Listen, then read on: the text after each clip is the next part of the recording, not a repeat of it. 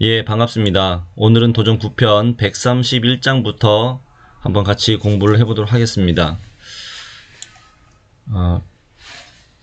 지난 시간에는 130장까지 했고요. 복록에 대한 좀 주제로 좀 9편 복록과 수명에 대한 주제로 좀 제가 함께 도전 공부를 하고 있습니다. 9편 131장 상기뼈 성도들에게 그릇된 양반의 체면에 조금이라도 얽매이는 것을 경계하시니 길을 가시다가도 쓰러져 있는 집을 보시면 지붕을 이어주시고 벼베는 머슴들을 도와주시고 하셨다. 그래서 4절에 보면 상기뼈에서 가시는 곳마다 모든 사람들이 횡재를 했다. 이제 이렇게 얘기를 합니다. 사실 이제 우리가 좀 시간이 허락되면 2편을 다시 한번 살펴볼 건데요. 상기님께서 가장 싫어하신 것이 양반이라고 하는 계급의 습성입니다. 그래서 상님께서 양반의 기운이 조금이라도 있으면 살아남지를 못한다, 이런 말씀도 많이 하셨는데요. 오늘은 지난 시간에 10장밖에 못해서 오늘은 양반에 대한 걸 좀 생략하고 2편 공부할 때 다시 한번 공부하도록 하겠습니다. 자, 9편 132장 보겠습니다. 그래도 역시 조금이라도 살펴보는 게 좋겠죠. 자, 그러면 몇 가지만 한번 살펴보도록 하겠습니다. 양반에 대한 것을 한번 정리해 보겠습니다. 2편 56장을 함께 보겠습니다. 2편 56장.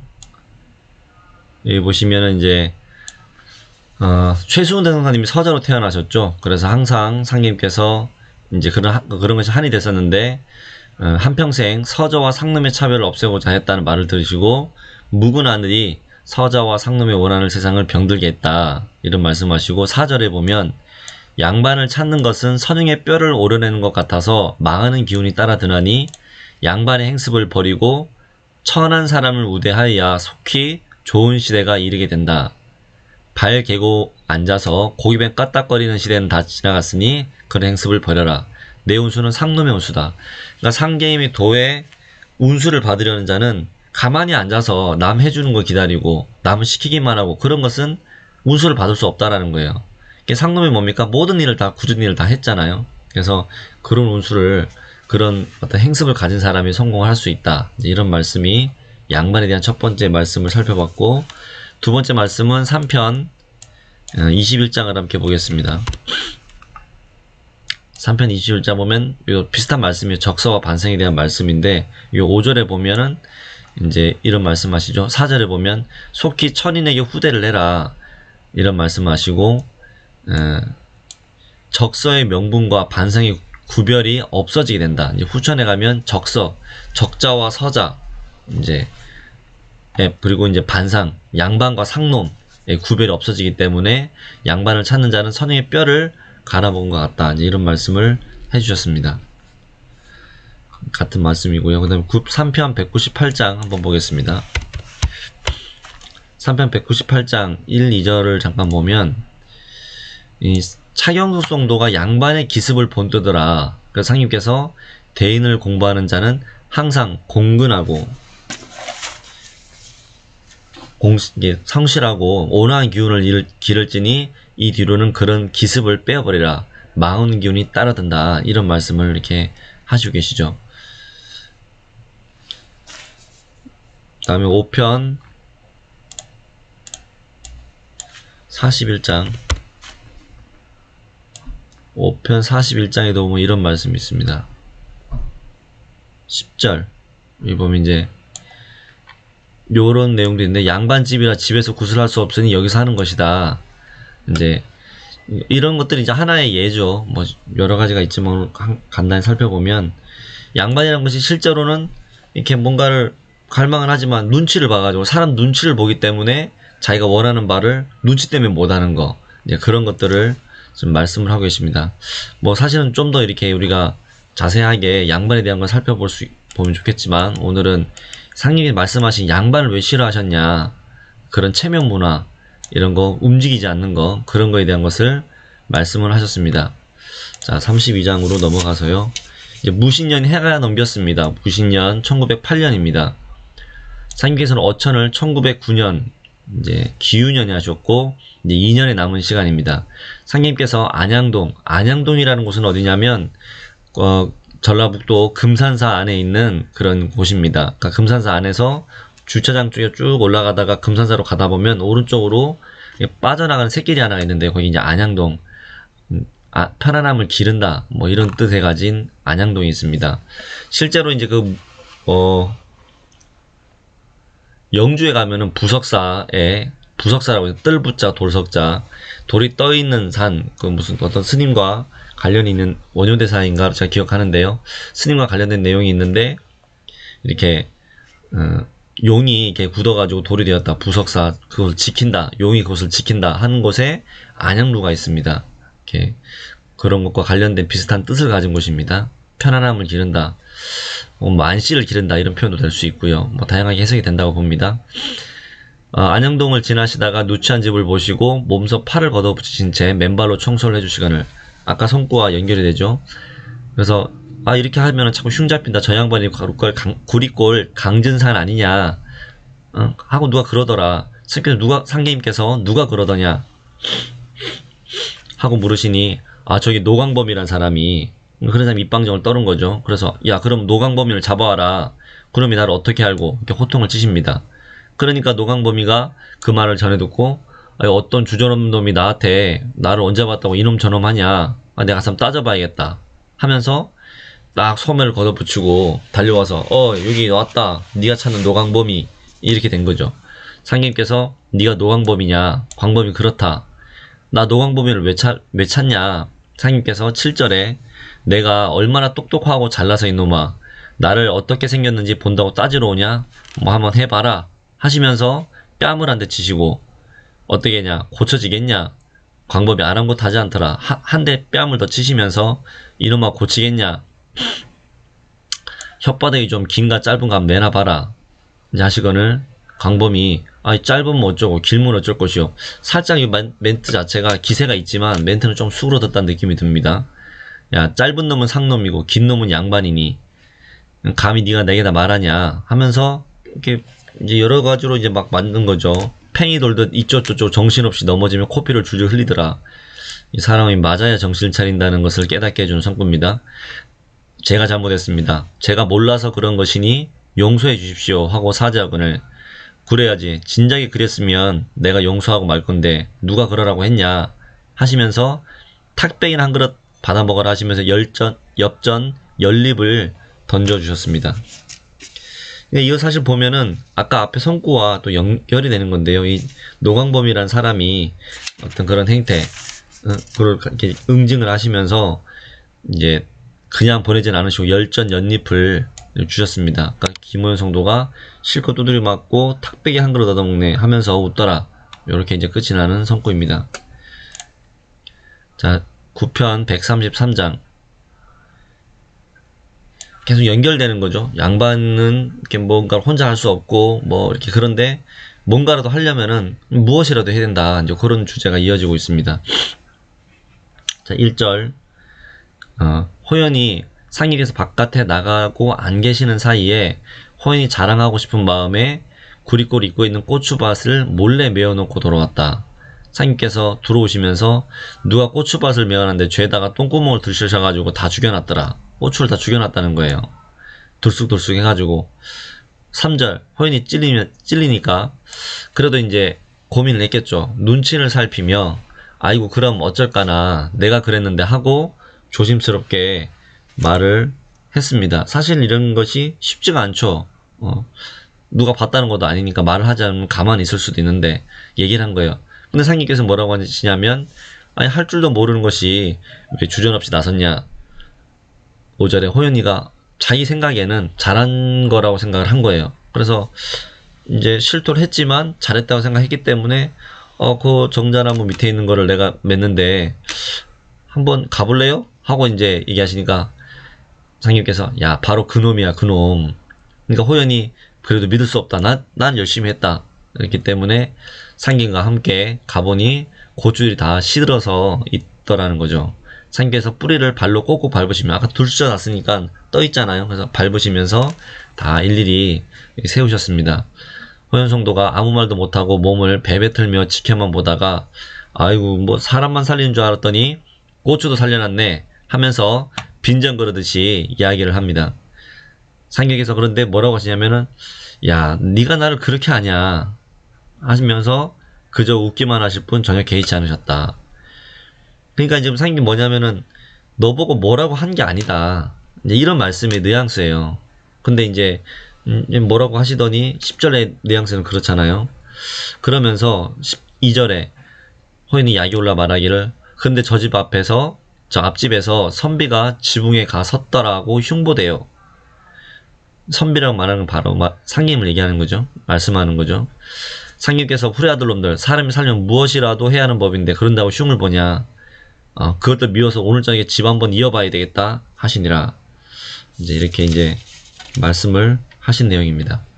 자, 지금 복록과 수명장은 이런 사례들을 보면서 증언들을 보면서 상계임의 어떤 그런 복록과 수명에 대한 정신, 그것을 가지고자 하는 자의 어떤 마음가짐 이런 걸 느끼는 이제 그런 장입니다. 이게 뭐 특별하게 뭔가 도수가 있고 뭐 그런 게 아니라고 보지 마시고 이렇게 시집 있는 마음으로 이렇게 상계임의 그 마음을 헤아리면서 좀 보면 좋겠습니다.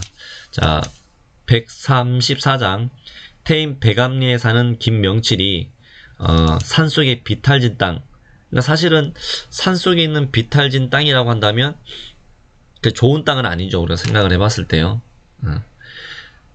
그 개간에서 담배를 심었는데 거름을 주고 붓도다 놨더니 자기가 정성을 들인 거예요. 힘든 땅이지만 거기를 이렇게 정성을 들여서 이렇게 개간을 했는데 소나기가 내리게 돼버린 거죠. 그러니까 아이고 내가 하는 농사는 담배 농사 이것뿐인데 애써 거름을 주고 북도등 뒤에 이렇게 소나기가 부으니 필시 사태에 밀려 다 버리게 되리라. 이게 사태라고 하는 거는 뭐 산사태, 눈사태처럼 뭔가 이렇게 바람이나 비의 충격으로 막 쏠려 내리는 것을 사태라고 하잖아요. 그냥 난리가 나겠다, 사단이 나겠다 이런 말이죠. 아이고 그럼 난 어떻게 살아갈 거나, 내 자손들도 많고 가망이 없다. 이게 얼마나 사실은 뭐 별로 이렇게 풍족하지 않은 사람이 그거 하나에 매달려가지고 그거 하나 해보려고 하는데 이렇게 되니까 이제 허망하고 어찌할 바를 이렇게 모르는 상황인 거죠. 그러니까 상님께서 4절에 근심을 풀라 그 재앙을 면케해 주리라 하심으로 비가 그친 뒤에 명칠이 가보니 다른 사람의 밭은 모두 사태의 해를 입었는데 자신의 밭은 멀쩡하더라. 아까 걱정했던 사태가 벌어지지 않은 거죠. 그래서 이제 명칠이 기운이 나서 상님께 돌아와서 엎드려가지고 하느님의 돌보심으로 진실로 재생의 은혜를 입었습니다. 이렇게 말씀을 얘기를 합니다. 그래서 어쨌든 다른 사람들은 전부 다 흉작이 되었고 상계님께서 구원을 해주심으로써 이렇게 이제 잘 되게 된 거죠. 이 김명칠 님은 뭐 성도는 제가 봤던 그렇게 아닌 것 같은데 잘 모르겠습니다만은 김명칠이라는 분은 백암리, 칠보산 백암리에 살았던 분입니다. 자, 135장 아궁이와 잎은 한 가지다. 상님께서 말씀하시기를 아궁이와 잎은 한 가지다. 우리 불 때는 아궁이 아시죠? 지금은 보기가 힘들지만 여러 가지 나무를 계속 이렇게 끝없이 그 아궁이는 조그마한 구멍이 대나무도 들어가고 잎사귀도 들어가고 장작도 들어가고 다 들어가잖아요. 그래서 그 아궁이와 잎은 한 가지다 하시면서 천지에서 농사를 지어 다 잎으로 들어가니 천하에 여러 구멍이 많다고 해도 잎구멍이 가장 크니라. 이제 잎구멍에 대한 말씀이 있습니다. 자, 산이 높아 나무가 아무리 많다고 해도 다 아궁이로 들어가는 것 같은 이치다. 그래서 상님께서 11편 보진 않겠습니다. 11편 223장을 보면은 이렇게 사무는 입구멍이고 생무는 똥구멍이다. 이제 그런 말씀이 있고요. 이제 그런 걸 우리가 이제 볼 수 있습니다. 자, 4절에 사람이 태어날 때 빈주먹으로 오고 죽을 적에도 빈주먹으로 가나니 살아생전에 먹을 것을 두고도 못 먹는 것은 제가 어리석은 탓이다. 이런 말씀이 이 뒤에도 종종 나오는데요. 먹을 것을 두고도 못 먹는 것은 제가 어리석은 탓이다. 이게 조금 저는 알 것도 같으면 좀 이해가 하기 좀 어려운 말씀입니다. 그러니까 내가 먹을 것을 두고도 지가 자기 걸 못 챙겨 먹는다 하는 것은 자기가 어리석은 탓이다. 말씀으로도 볼 수 있고, 이렇게 자기가 조금만 노력을 하면 구워야 먹을 것이 있는데도 못 먹는 것은 또 자기가 어리석은 탓이고, 혹은 자기가 먹을 것이 있는데 그런 정보를 전혀 몰라서 못 먹는 것도 자기가 어리석은 탓이다. 뭐 어떤 이런 말씀의 경계가 아닌가 생각은 드는데, 사실은 정확하게는 무슨 말씀인지 알 듯 모를 듯한 그런 말씀입니다. 자, 그리고 최내경이라는 분은 이제 태인 사람입니다. 태인 사람이고,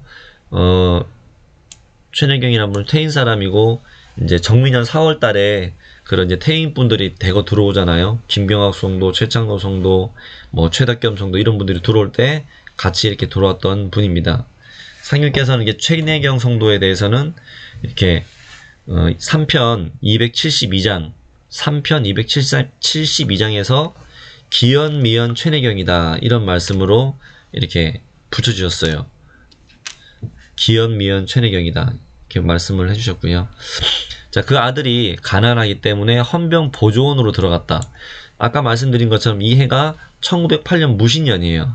그러니까 1907년에는 우리가 이제 정미칠적이라고 이제 하잖아요. 을사오적, 정미칠적 이렇게 얘기를 하는데, 일본이 거의 이제 우리나라를 장악한 상황이기 때문에 일본의 헌병 보조원으로 들어간 것이다 라고 해석을 할 수 있습니다. 그러니까 좋은 것은 아니잖아요.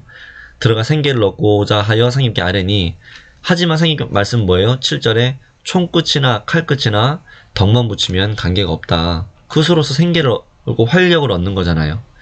말씀하시기를 도둑질을 하는 자도 나누어 먹은 것이 덕이 되어 혹 살아남는 자도 있다. 좀 이렇게 이제 말씀을 하십니다.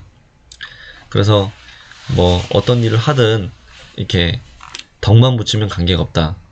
이 또한 말씀도 사실 조금은 이제 어려운 부분입니다. 그럼 무엇이든 해서 돈만 벌면 다 되는 거냐? 그 일이 어떤 것이든. 중요한 건 뭐냐면 이제 돈을 버는 것의 문제가 아니라 어떻게 쓰느냐의 문제에 대한 것도 되겠죠. 활기 있게 쓰고 좋은 데 쓰는 그 덕을 말하는 거지, 버는 것 자체가 뭐 죄가 없다 이렇게 되는 그런 문제는 아니라고 본다는 거죠.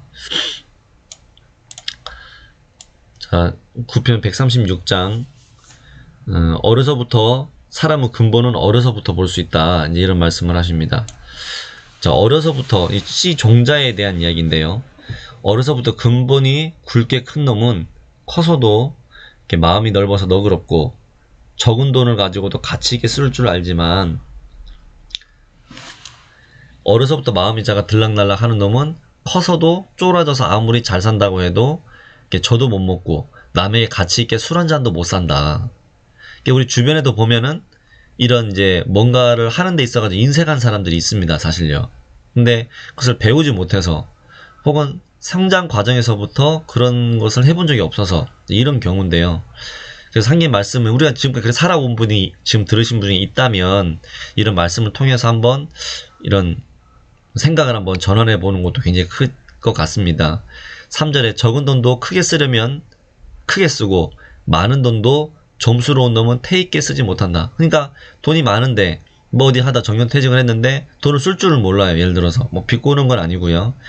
보통 보편적으로 그냥 하는 이야기잖아요. 어딘가 이제 공무원이나 그런 생활 하시던 분들이 이렇게, 물론 그분도 사회생활 많이 아시죠. 하지만 이제 또 세상에 속고 속이는 사람들은 워낙 또 많잖아요. 그래서 제 주변에서도 이렇게 투자에 대한 유혹을 이기지 못하고 날리는 경우도 많이 보고 그랬습니다.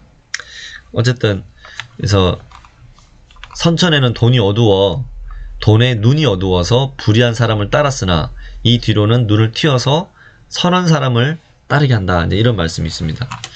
그래서 어쨌든 여기 이제 이 1절의 말씀을 뒤돌아보면 마음이 넓어서 너그럽고 적은 돈을 가지고 가치있게 쓸 줄 아나. 사실 우리 도전에서는 제가 기억하는 선에서 가장 돈을 가치있게 쓰신 분이 있습니다. 그게 누구냐면 바로 김영려 성도이고요. 그 김영려 성도의 그런 신법을 보시고 상님께서 이제 첫 번째 수석 성도로 삼으신 게 아닌가 하는 생각이 드는데요. 자, 3편 9장을 한번 보겠습니다. 요 앞에 김영려 성도가 이제 이민년이죠. 1902년 이민년에 상제님을 만나는 과정이 나옵니다. 4월 4일이에요. 이민년 4월 4일에 이제 원평 장날인데 양식이 떨어져서 돈 한 냥을 주선하여서 어떻게 구해서 한 냥을 구해서 시장에 나갔다가 이렇게 꿈에 그런 상님을 만나게 된 거예요. 그래서 너무 반갑고 해서 문득 생각하기를 이 돈을 노자로 드린다면 가솔들이 굶을 것이요 만일 드리지 아니한다면 서로 친한 사이 의리가 아니기 때문에 돈 한 냥을 드리는 거예요. 자, 그럼 우리가 이제 돈 한 냥이라고 하는 것이 어느 정도냐, 뭐 이제 그 시대와 지금 시대가 많이 차이가 나는데요.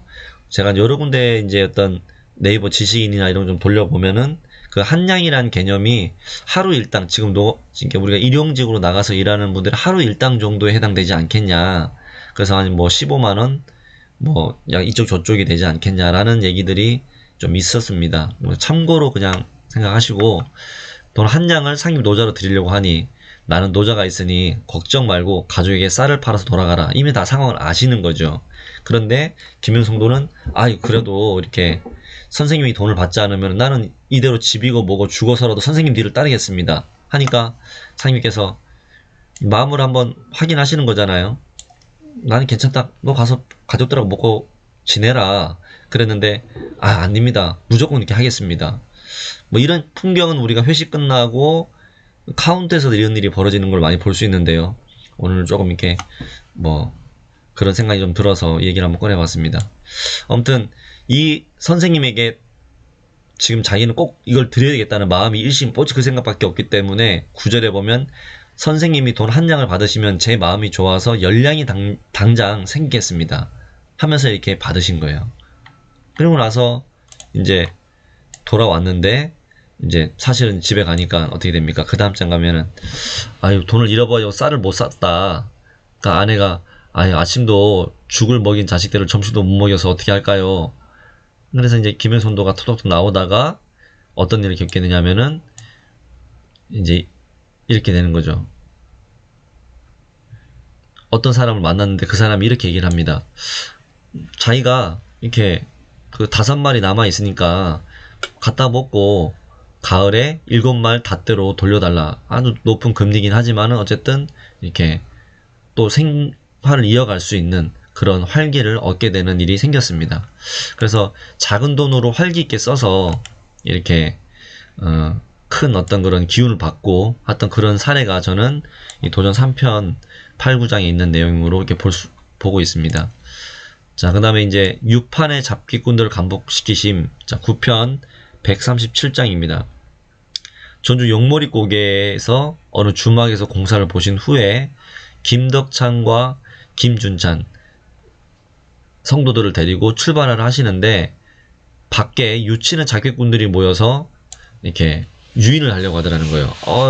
돈 좀 있으신 것 같은데 좀 저희랑 같이 좀 노시죠. 유파는 논다고 하잖아요. 그러니까 노시는 거죠. 유인하려고는 저 사람들이 우리 일행 중에 돈이 있음을 알고 잡기로 빼앗으려고 함이니 저들이 원하는 바를 이렇게 성취하게 해서 해주는 것도 또한 회원이 된다. 이제 이렇게 말씀하시면서 저 사람들이 원하는 바를 성취해 준다고 분명히 말씀하시고 어떻게 되냐면은 50냥을 놓고 그 성도들이 있었던 돈에 50냥을 놓고 큰 돈이죠. 50냥 그죠? 아까 그 금액 한 냥의 크기를 생각해 보면 50냥을 놓고 윷을 치시니 말씀한 대로 윷이 놓아지거늘 잠깐 새 잡기꾼들의 돈 80냥을 다 따신 거예요. 아까 분명히 이렇게 회원을 시켜준다고 하셨는데 돈을 다 따시고 하신 말씀이 뭐냐면 이것이 품삯이다 하시면서 그들에게 이제 닷돈을 남겨놓고 돌려주시면서 이거는 불의한 짓이니까 각자 집으로 돌아가서 안정을 누려라 이런 말씀을 하십니다. 자, 그럼 이제 우리가 윷놀이에 대한 거를 한두 개 좀 살펴보겠습니다. 윷놀이라고 하는 거는 뭐 윷놀이란 말 자체가 이렇게 윷에 쓰이는 말이죠. 독에 걸륜 뭐 이런 말 있잖아요. 그런 것이 부여어에서 왔다. 혹은 고조선 이전으로 거슬러 올라간다. 뭐 이렇게 보는 내용도 많이 있어요. 보편적으로는 삼국시대라고 얘기를 하지만 그렇게 얘기를 하기도 하고요. 그리고 윷놀이는 원래 우리는 지금 이제 하지만 도박으로도 쓰였던 아까 잡기꾼들은 이제 노름을 좋아하는 사람, 다양한 형태의 노름을 좋아하는 사람, 그리고 잘하는 사람을 잡기꾼이라고 했다고 합니다. 자, 그렇고 이제 지금 상님께서 6판에 대한 말씀 여러 가지가 많은데 유시라고 하는 거는 우리가 이제 유시 그 바깥에 둥근 원, 지금의 윷놀이는 사각으로 되어 있잖아요. 윷을 놓을 때 보면은 사각으로 해서 가운데 X식으로 돼서 하는데 과거는 둥근 원 형태였습니다. 그래서 바깥에 둥근 것은 하늘을 상징을 하고 그 다음에 그 안에 네모진 것은 땅을 의미를 한다. 이렇게 해가지고 이제 윷놀이를 천지노름이다. 예전에는 그렇게 이제 얘기를 했었습니다.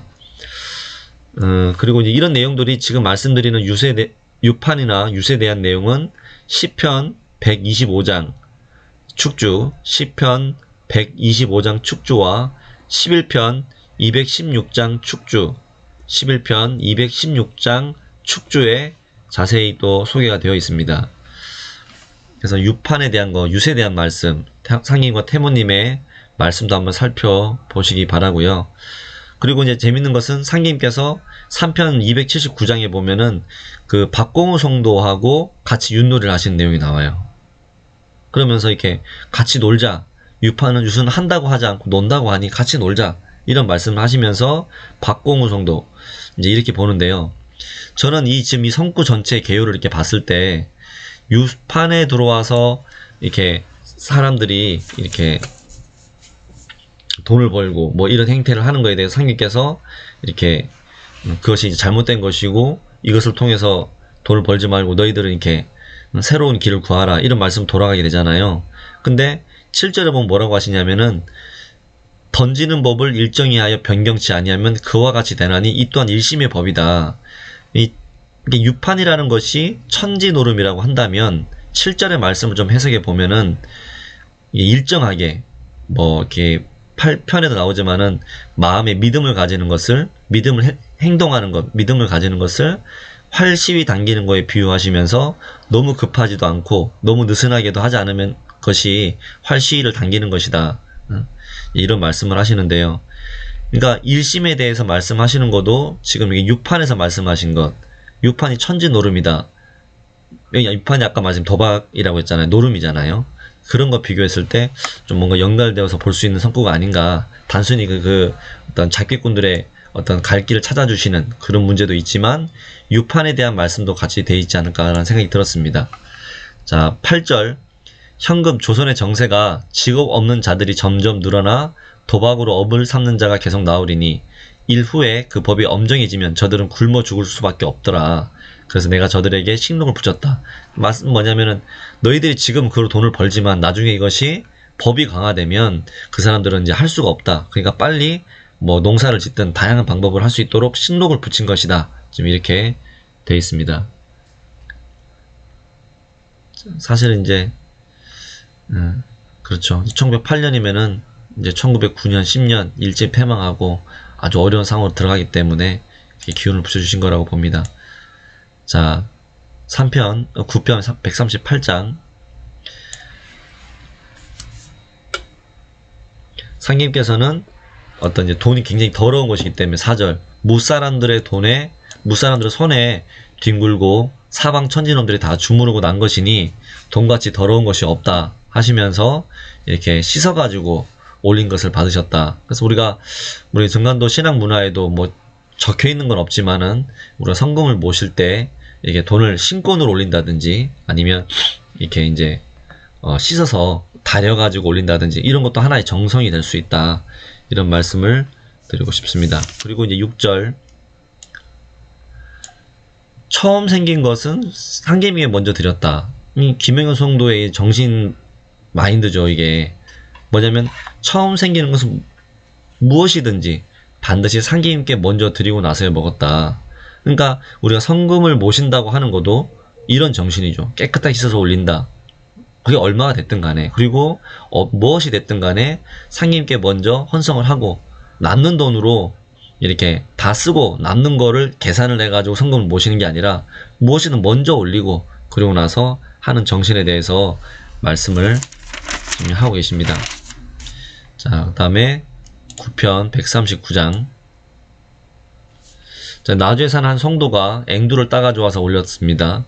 상님께서 안 드시니까 지금 드시는 거 보고 있는데 좀 드셔보세요. 그래 저분이 기분 좋지 않겠어요 하면서 상님 입에다 넣어 드리니까 아유 형님 너 때문에 먹는다. 왜 안 드세요?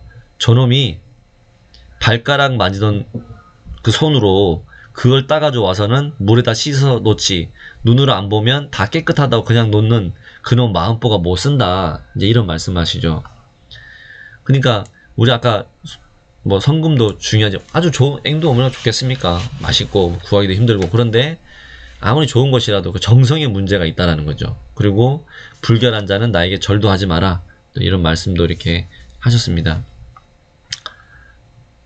발가락 만지던 놈이 그것을 따가지고 와서 물에다 씻어서 놓지, 눈으로 안 보면 다 깨끗하다고 그냥 놓는 그런 마음보가 못 쓴다. 좀 이렇게 이제 말씀을 하고 계셔요. 기억해 볼 만한 성구고요. 자, 다음에 140장 예법을 가르치는 공사입니다. 자, 상님께서 이제 제석신을 상님 진지를 드시다가 자리가 어수선해지니 남은 밥을 숟가락으로 잘 다독거리며 제석신이 들여다보고 있으니, 자, 제석신은 뭐냐면은 한 집안 사람들의 수명이나 공물의 수명이라든지 공물이라든지 의류 및 화복에 관한 일을 맡아보는 신이 제석신이라고 합니다. 그 축제에 나와 있습니다. 집안에서 어떤 그런 복록과 관련된 거예요. 보면 그죠? 복록 수명에 관련된 일을 맡아서 하는 신명이 제석신이다. 지금 이렇게 축제에 나와 있고요. 제석신이 들여다보고 있으니 아무 소리 말고 먹어라. 또 하루는 상님께서 진지를 드시는데 누가 잔소리를 하니까 밥 먹으면서 얘기하는 놈 못 쓴다. 뭐 그런 말씀을 하시고, 왜 그래요? 음식을 보면 먹는 거에 고를 써야지. 고를 쓴다는 것은 이제 힘을 쓴다는 거죠. 잔소리 하면서 먹으면 배도 안 부르게 된다.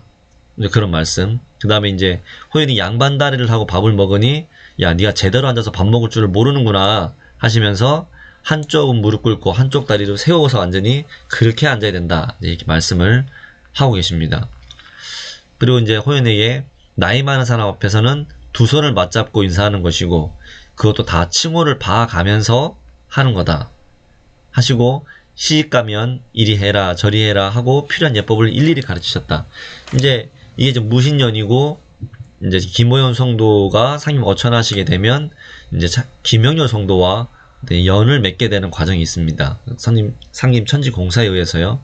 뭐 그런 의미도 들어있고, 또 일반적으로 이제 우리 모든 대중들에게, 모든 백성들에게 또 이런 말씀을 내려주는 거로도 볼 수가 이렇게 있습니다. 자, 141장 어린 시절의 중요성.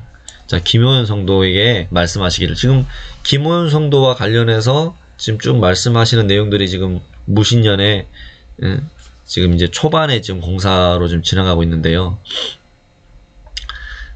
김호연 성도가 이제 워낙 이제 또 영악하기도 하고, 또 어른을 대할 때 이제 아버지가 일찍 여의고 나서 그런 게 없으니까 좀 이렇게 그런 걸 일부러 가르치기도 하시고, 이렇게 그런 과정들이 도전 곳곳에 이렇게 나옵니다. 그리고 또래가 없이 상기님과 형녀 성도만 같이 다니니까 저렇게 된다 해서 안타까워서 하신 말씀도 많이 있습니다. 자, 목마르다고 물을 대번에 벌컥벌컥 먹으면 물도 체한다. 먹을 때 조금씩 목을 죽인 다음에 그 다음에 먹어야지, 벌컥벌컥 먹어야지 물에 취하면 약도 없다. 어른이 그렇게 무섭다. 이게 뭐냐면 이렇게 어른의 말씀을 잘 들어야 된다. 기본 그런 말씀도 되고, 또 이 보면은 아니 물 먹는 게 아무것도 아니잖아요. 근데 그 물 먹는 거에도 요령이 있다라는 거잖아요. 이제 그런 말씀을 가르치시면서 또 8편 5장에 보면 손바닥을 뒤집는 사이에도 병법이 있다 이런 말씀을 하세요. 8편 5장에 보면 손바닥 뒤집는 게 뭐 어렵습니까? 근데 선생님 말씀에 손바닥을 뒤집는 것도 병법이 있다. 모든 것이 요령이 있고 이제 방법이 있다. 이제 이런 말씀을 하십니다. 그리고 인력거를 타면은 인력거 엉덩이를 삐쭉삐쭉 흔드는 모양새가 방정맞기 때문에 타지 못하게 하셨다. 이런 안 좋은 기운이 들어온다고 하셔서 그런 내용이 소개됐습니다. 자, 9편 142장 얼굴 못난 자의 깊은 한입니다. 이 무신년 이제 5월입니다. 이 성구는 박폭한 사람에 대한 이제 공사 및 말씀이고, 그 다음 주에는 박폭한 신명에 대한 이야기가 나와요. 그러니까 이제 우리 선천에도 보면 아주 그런 것이 타고나기를 아주 이렇게 하느님도 어찌할 수 없는 그런 아주 박폭한 사람, 그런 신명들, 이제 그런 이야기가 나오게 됩니다. 무신년 5월에 구미란은 이제 금구 수류면에 있는 구미란을 얘기를 하는 거예요. 지금이 금산면 해당되는 곳이고요. 거북이 꼬리에 해당된다. 구미, 거북이 꼬리라는 곳이죠. 이제 그런 이제 혀를 가지고 있다. 뭐 그런 곳이 구미란입니다. 최운익의 아들 최영학이 병들어서 사경에 이르거늘, 최운익이 이제 아버지가 아침 일찍입니다. 아침 일찍 구리골 약방에서 살려달라고 애원하니 상임에서 기다리라 하시면서 다른 사람을 돌봐주시고 약을 지어주지 않으시는 거예요.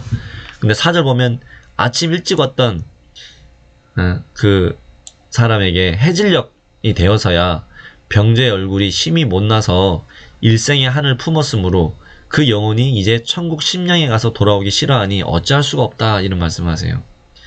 지금 온 거는 혼자 왔잖아요. 아버지 혼자 왔는데 말씀하시는 거예요. 그 아들의 얼굴 보고 말씀하시는 것처럼 곰보로 얼근. 그래서 이제 그런 말씀, 심령, 천국 심령에 갔다. 천국 심령은 어떤 곳이냐면은 청나라의 누르하치가 세운 그 금나라의 황궁이 있던 곳이에요. 그리고 그 2대 황제의 무덤이라고 하는 북릉이라고 하는 것이 있고, 그 다음에 3대 이제 청나라 황제가 북경으로 이제 도읍을 옮기기 전까지 그곳에 이제 어떤 금나라, 청나라의 어떤 수도였던 곳이죠. 근데 이제 거리는 뭐 이렇게 한참 멀고요. 1시간 반 정도 비행기로 걸린다고 합니다. 어쨌든 그 심양으로 갔다. 왜 심양으로 갔을까? 구경 삼아 갔을까? 뭐 이런저런 생각을 좀 해봤습니다. 그 당시는 어쨌든 청나라 시절이니까 중국이 아니라 뭐 그런가 좀 생각도 해봤습니다. 한이 품어가지고 그 영혼이 심양에 가서 돌아오길 싫어하니 어쩔 수가 없더라. 근데 이제 상님께서 너무 이제 자기 아들의 얼굴을 본 것처럼 하니까 진짜 이분이 뭔가 해주실 수 있는 가능성이 있을 것 같다, 이런 마음이 생기잖아요. 신기하니까. 그런데 상님께서 하신 말씀이 뭐냐, 난을 치듯이 회 모양으로 불을 그리시며 약포지처럼 약을 써주셨다. 이게 이제 약재가 있으면 그거를 약포지에 싸서 이렇게 주잖아요. 그런 것처럼 글씨를 그리신 거에다가 약을 싼 그런 약포지에 싸가지고 주시면서 이렇게 말씀하십니다. 뱃속에 회가 살면 병자도 살고 회가 죽으면 아들도 죽는다 하시면서 종이에다 구얼음이라고, 겉종이에다가 구얼음이라고 써주셨다 나오죠. 그래서 이제 최운익이 그걸 가지고 집에 돌아가서 뭘 해보려고 하는데 이미 그때 이제 그 순간 이제 죽은 거죠. 그래서 이제 운익이 돌아간 뒤에 성도들이 그럼 구얼음의 뜻이 뭡니까? 라고 이렇게 이제 하니까 이렇게 말씀하시죠. 9월에 시황, 장을 묻는다. 시황, 어디에다가 여산 아래에 묻었다. 이제 그런 말씀이죠. 그래서 살 수가 없다. 구얼음이란 뜻은 이제 살지 못한다는 뜻이다. 그래서 만일 굳이 약을 청하여 얻지 못하면 한을 품고 돌아갈 것이잖아요. 약을 달라고 했는데 안 줬다라고 되는 거니까 그 마음을 위로하기 위해서 이제 회 모양의 불을 써서 주신 거죠. 근데 그 아들이 워낙 복이 없는 자라 복을 주자면 들에 익은 곡식이라도 돌려줘야 되는데 그럼 날짐승이 굶어 죽을 되고, 그래서 그 사람은 죽어서 다시 태어나야 된다, 이런 말씀을 이렇게 이제 하셨습니다. 자, 143장 복록을 고르게 하리라. 자, 이것은 이제 박복한 신명에 대한 이야기입니다. mon평에서 천지 대신명을 불러 모으시고 공사를 행하시는데 구석에 앉은 한 박복한 신명에게 내 소원이 무엇냐? 아니, 자손을 둔 사람은 살아서도 대우를 잘 받고 죽어서도 제사를 받아서 대우를 잘 받는데 자손이 없는 저 같은 사람, 신명, 사람이 아니죠. 자손이 없는 사람은 온갖 서름을 받아왔으니 앞으로 고루나 이러한 일이 없도록 해주십시오. 그래, 앞으로는 중천신에게 복록을 맡겨 고루 나누어주게 하리라. 앞세상에는 공덕에 따라서 그 사람의 복록이 정하여지나니 치우침과 사가 없게 된다. 이제 이렇게 되어 있습니다. 그러니까 첫 번째 이제 중천신과 황천신이 있습니다. 자손을 둔 신명은 황천신, 자손이 없는 신명은 중천신이라고 합니다. 그래서 황천신은 이렇게 자손들에게 대대로 제사를 받지만 중천신은 그런 걸 받을 수가 없기 때문에 그런 누군가의 사사로이 뭔가를 하는 그런 게 없는 거죠. 그래서 상님께서 중천신에게 복록을 맡기게 된다. 축주에 보면 이런 내용이 있습니다. 축주에 보면 상인께서 신경수, 신경훈 성도에게 수명소와 복록소를 주관하게 하신 것은 그들이 적임자이기도 했지만 무엇보다도 그들이 절손된 중천신이기 때문이다. 신경수, 신경훈 성도는 자손이 없었다는 거죠. 그렇기 때문에 천상에 가서도 이 수명소, 복록소는 천지공사 보실 때만 끝나는 게 아니라 뭐예요? 천상에 가셔서 수명소와 복록소를 천상에서 주관을 하게 하신 거예요. 그래서 그들이 중천신이기 때문에 그렇게 하셨다. 그렇게 말씀하셨습니다. 그리고 이제 144장을 넘어가겠습니다. 도전 원전을 가지고 계신 분들은 그 박스가 이렇게 있는데요. 거기 뭐 이제 그 증언은 아까 이 최운익의 아들 최영학이 이게 죽은 이야기잖아요. 그 아들이 그 동생이었던 최영학의 동생이었던 최영직이라는 분이 증언한 내용, 그 다음에 김현식 성도, 그러니까 김영효 성도의 손자 김현식 성도의 증언이 두 가지를 바탕으로 이게 나온 거거든요. 이 성구가. 근데 대순정경에서는 5가지나 틀린 내용이 있더라. 이런 내용을 보시면서 종도사님께서, 우리 안경전 종사님께서 이게 도전을 답사하시면서, 야, 정말 기록에 대해서 다시 한번 근본적으로 잡아야 된다. 초창기 기록이었던 대순정경의 모든 기록을 바로잡는다는 전제하에 이렇게 도전을 편찬하셨다. 그런 거를 이렇게 우리가 알 수 있는 내용이 소개되어 있습니다. 원전 가지고 계신 분들은 보시기 바라고요. 그다음 144장 식록을 균등하게 하는 공사다. 그래서 이제 말씀하시기를 식사를 하시다가 따로 올리니까, 아니 쇠스랑 우리 쇠고리 있잖아요. 이렇게 대나무 낙엽 같은 거 쓸어 담는 쇠고랑 쇠스랑 새 가랑일지라도 입은 한 가지는 함께 차려라. 음식으로 사람을 층하두는 것은 것처럼 얄미운 것이 없다. 이제 그런 말씀을 이렇게 하십니다. 층하라고 하는 건 이제 홀대하는 거죠. 먹는 거 가지고 사람 이렇게 막 구분하고 이런 거 있잖아요. 그것처럼 잘못된 게 없다. 그래서 모두 커다란 상에 밥과 반찬을 차려놓고 한 자리에 들도록 해라. 지금 그 상황만 보면은 이렇게 이제 그냥 밥 먹는 상황에서의 말씀이에요. 근데 이건 뭐냐면은 이런 내용들이 다 후천에 가서 모든 백성들이 먹는 거 가지고 이렇게 구애를 받지 않고 뭐 그렇게 되는 내용이 소개가 되는 거죠. 그런 거 연결된다는 것을 함께 보시면서 보시기 바라고, 그 다음에 이제 6절에 보면은 밥 한 톨이라도 버리지 마라. 밥 알 하나라도 새 짐승이 먹기까지 신명들이 지켜보고 있다. 이런 말씀. 그 다음에 알 수 없는 식록공사. 이 보시면 상기에서 진지를 드시다가 밥그릇을 들고 일어서서 성도들을 돌시다가 손가락으로 뒤통수를 치고 앞통수도 치고, 너는 빨리 먹고 너는 왜 쳐다만 보고 있냐, 뭐 이런 말씀을 하시는 내용인데 좀 이해를 할 수가 없는 내용이더라. 그리고 이제 한 번은 11절에 보면은 한 성도의 식사를 하고 진지를 드시고 나서 빈 그릇을 성도의 정수리에 씌워주시며 삿갓을 썼다 하시면서 뭐라고 하시냐면, 이놈이 내 밥 먹었다, 이놈 내 밥 안 내놓을 테냐, 이런 말씀하세요. 근데 이게 뭐냐면은 이게 정수리, 좀 더 살펴볼 건데요. 9편 148장 9절에 보면은 나는 정배기로 밥을 먹는다, 이런 말씀을 하세요. 정배기가 정수리거든요. 정배기가 정수리인데 9편 148장, 그러니까 정수리로 밥을 먹는다는 게 무슨 뜻인가? 저는 이게 뭐 그냥 이 말하는 밥이 우리가 음식의 밥도 되고 영적인 밥인 건가? 뭐 이런 생각도 좀 해보고 그랬었습니다. 근데 아직은 사실 잘 이해를 하지는 못하겠습니다. 145장. 자, 이제 상님께서 밥에 김치, 콩나물 이것저것을 넣으시고 숟가락 꽂은 채로 방 안에 그냥 두시니 어쩌려고 저렇게 놨는지 모르겠는데 누가 저걸 먹느냐 아무런 대꾸를 하지 않으시고 잠시 후에 그를 울타리 밑으로 가져가셔서 홀로 드시더라. 어떤 때는 밥을 비벼서 구석에 앉아 드시기도 하고 길에 가지고 다니시면서 들기도 하셨다. 왜 그래요? 야, 내 하는 일에 간섭하지 마라 하면서 일러주지 않으셨다 하는데요. 저는 상님의 이런 모습들이 어떤 이제 선천에서 거린들 혹은 이제 못 먹고 죽은 어떤 신명들을 이렇게 위로 및 회원시켜주는 게 아닌가. 그 사람들은 뭐 제대로 대접을 받지 못하고 뭐 그렇게 살았잖아요. 노비라든지 이렇게 먹는 것도 어떤 제대로 된 격식차려 먹을 수가 없고 뭐 그런 것들에 대한 게 아닌가 생각이 들고, 또 하나는 뭐냐면 이것이 우리가 어떻게 개벽기에 그런 어떤 밥을 제대로 먹을 수 없는 상황에서 우리 일꾼 도군들이 이렇게 저런 행태로 밥을 먹게 되는 건가, 뭐 그런 생각도 이렇게 해봤습니다. 아직 뭐 알 수는 없는 내용입니다. 그 다음에 이제 146장. 자, 오늘은 제 시간에 끝낼 수 있을 것 같습니다. 146장. 자, 아무 음식이나 잘 드시는 상제님. 상제님께서는 음식을 가리지 않고 다 이렇게 드시는데, 뭐, 특히 어떤 나물과 야채를 좋아하시고, 부추와 콩나물을 엄청 좋아하시더라.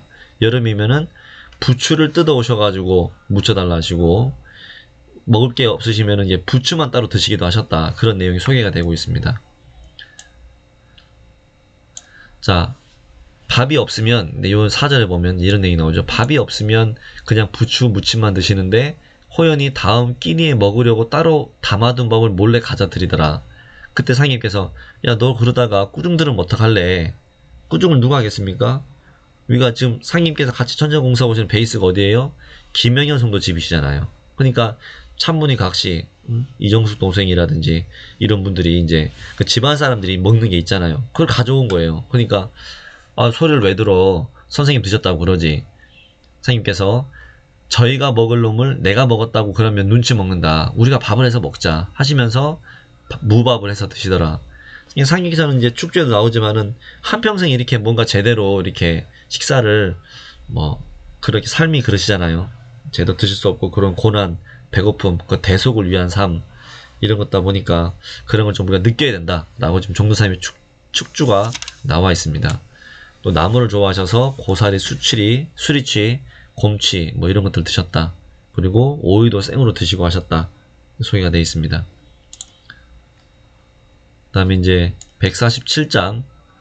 음식은 큰 그릇에 수북하게. 이게 좀 눈에 봐야 될 성구입니다. 왜 그러냐면 이 상제님을 대접한다라고 하는 것은 우리가 도장 치성시, 집안에서 가가도장 치성시 재물을 올리는 거와 연결이 되어 있습니다. 자, 어떤 사람이 접시에 음식을 담아서 상님께 올리니 장가가고 시집가는가? 어디서 뽐낸다고 음식을 다 깔아놨냐? 접시는 많이 들어가지 않잖아요. 수북하게 담아도 많이 안 되잖아요. 그럼 어떻게 해요? 호인이 묻습니다. 여쭙습니다. 주발과 대접에 수북하게 놔야 된다. 그러니까 우리가 이제 신명 대접할 때 이쁜 잔 있죠. 이쁜 그릇, 아기자기한 이쁜 그릇에 이쁘게 하는데 그게 사실 사이즈가 작잖아요. 상인 말씀이 이런 거예요. 주벌과 대접에 수북하게 쌓아야 된다. 사실 이 최근에 저희가 어떤 큰 치성을 몇 번 올리면서 여기색의 눈을 좀 떴습니다. 그래서 좀 크게 올려야 된다. 도전 9편 84장. 지난번에 살펴본 성구인데 한번 또 보겠습니다.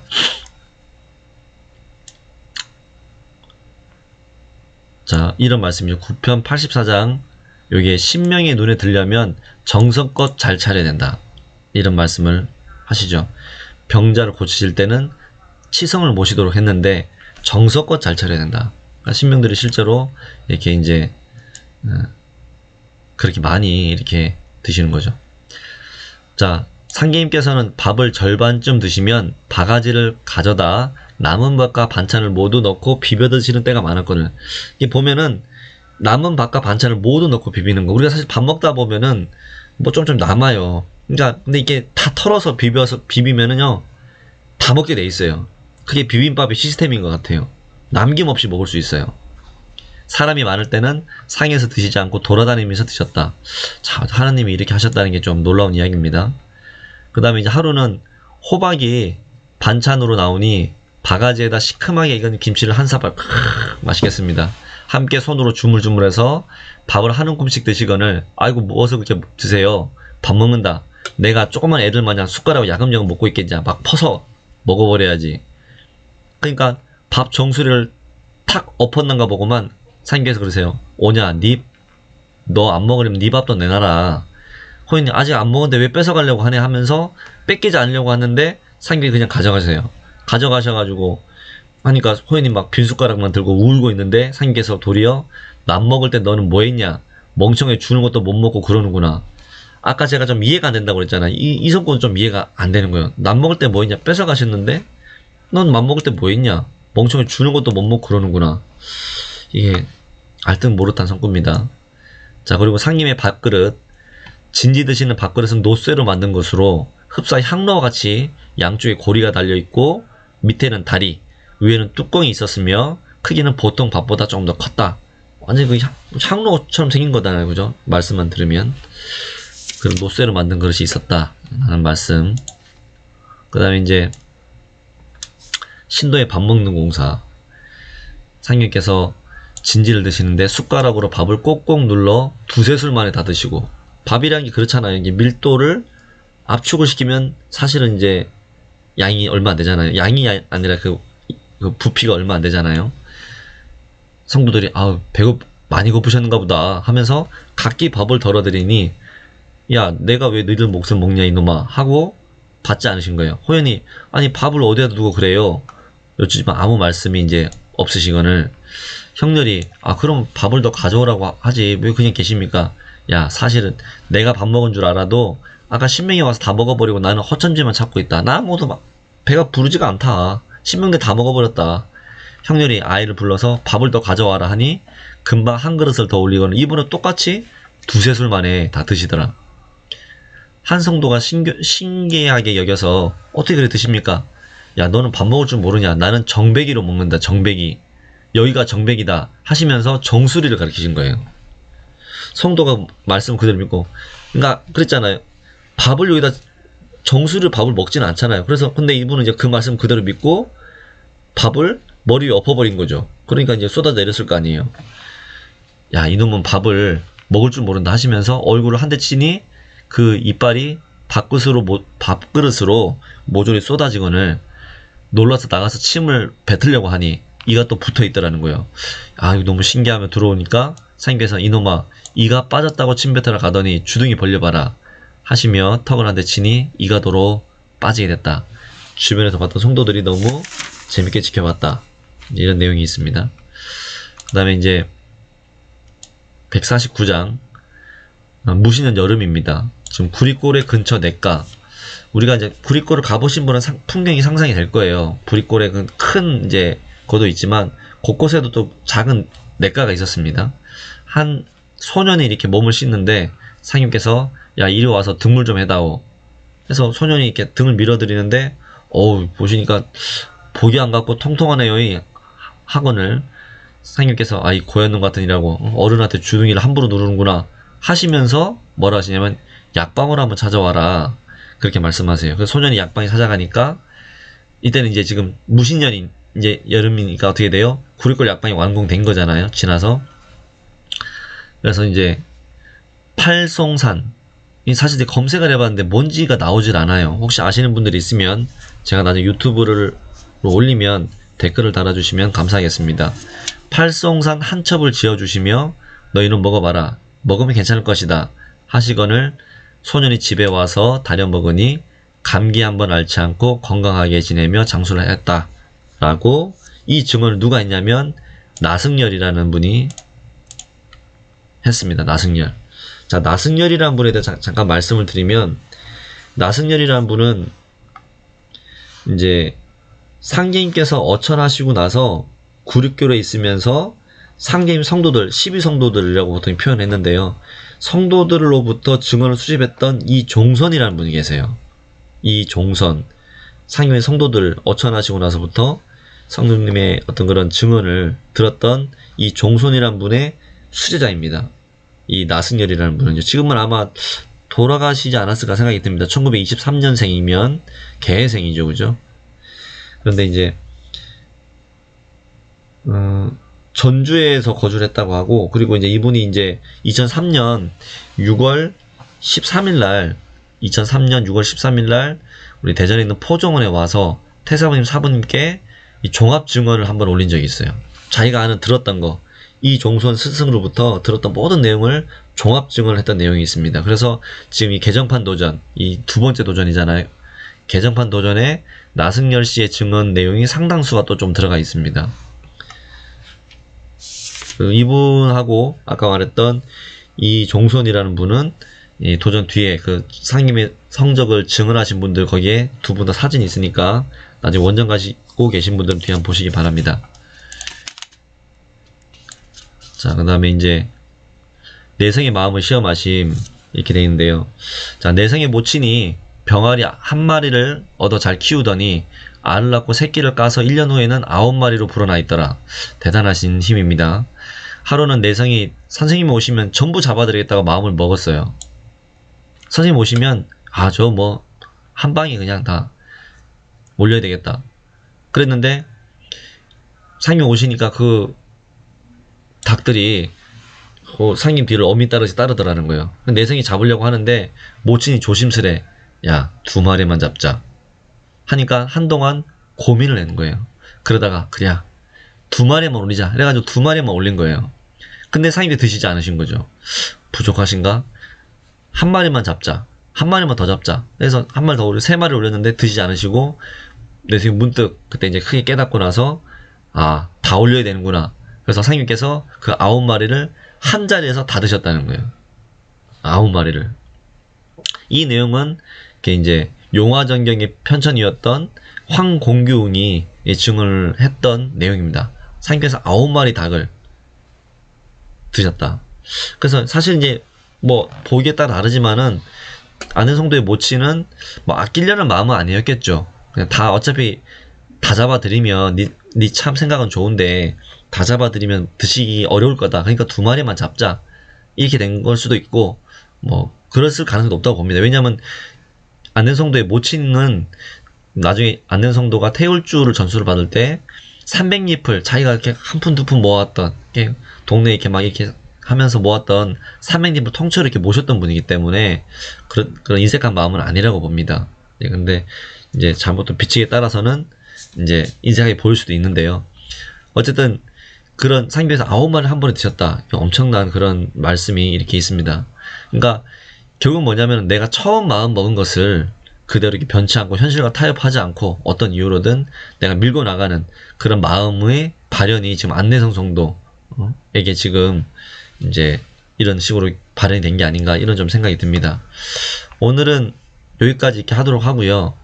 뭐 사실 이렇게 9편이라는 것이 그냥 보면은 뭐 쭉 그냥 말씀하시는 것 같아요. 뭐 박진감 이런 건 좀 없어요. 하지만 하나하나 보시면서 이것이 상제님의 어떤 정서 속에, 상제님께서 정서 속에 생각하는 그 미래에 투영되는 후천 문명이라는 걸 투영되는 그런 과정, 서민들의 삶, 창생들의 삶, 또 그런 대속, 이런 것들 좀 생각을 하면서 좀 천천히 읽어보시면 도움이 많이 되시려고 봅니다. 다음 장부터는 9편 151장부터 시작하겠습니다. 감사합니다.